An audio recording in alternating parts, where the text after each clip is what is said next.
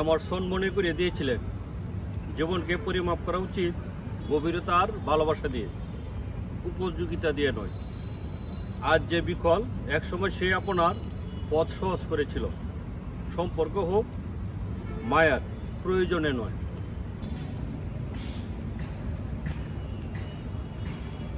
যতক্ষণ এই ইঞ্জিন সচল ছিল ততক্ষণ ছিল সে সবার কাছে প্রিয়। ওকে সবাই মুছে ধুয়ে রাখত, তেল খালিয়ে দিত, কারণ তখন সে উপকারে আসত। এই যে দেখেন গাড়িটা দেখতে পাচ্ছেন, আজ সে বিক্রয় হয়ে পড়ে আছে। আজকে তার কোনো দাম বা উপযোগিতা মানুষের কাছে নেই। ঠিক আমাদের জীবনটা এমনই।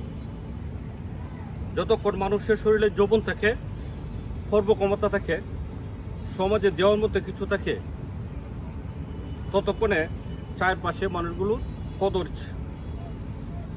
কত ভিড়, বয়স বাড়লেও শরীর বিকল হলেও যখন তার কোনো উপকারে আসে না, তখন আমরা হয়ে পড়ি এক কোণে পরে থাকা এই পরিত্যক্ত গাড়িটার মতো নেই। আমাদের জীবনটা আসলে এই গাড়িটার মতো নেই। আমাদের জীবনটা আসলে এই গাড়িটার মতো নেই। এই গাড়িটাও এক সময় যখন সে চলতো, হাজার হাজার মাইল পাড়ি দিত, মালিককে পয়সা দিত।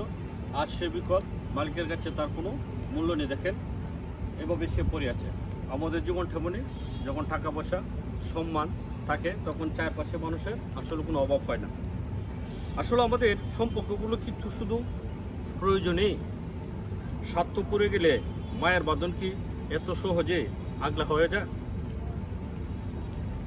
রবীন্দ্রনাথ ঠাকুর যেমনটি বলেছিলেন, উনি বলেছিলেন, ঠাই নাই, ঠাই নাই, ছোট্ট সে সোনার তরী, আমারই সোনার দানে গেয়েছে বুড়ি। কবি আসলে এটি বুঝাতে চেয়েছিলেন, স্বর্ণ নদীর তীরে রোহনু পরি, যাহা ছিল লয়ে গেল সোনার তরী। আজ যে বিকল, মনে করবেন সেই এক সময় আপনার জীবনকে সহজ করে দিয়েছিল। যেমন এই যে গাড়িটা আজ যে বিকল হয়ে পড়ে আছে, এক সময় এই গাড়িটাই তার মালিককে জীবনটাকে খুব সহজ করে দিয়েছিল। মানুষকে প্রয়োজনে না, মায়ার জালে আগলে রাখুন। যে সমাজে বৃদ্ধ বিকল মানুষ এই পরিত্যক্ত গাড়ির মতো এক পাশে ফেলে রাখে, সেই সমাজ আসলে নিজের অজান্তে তার নৈতিকতা, মূল্যবোধের ইঞ্জিনটা হারিয়ে ফেলেছে।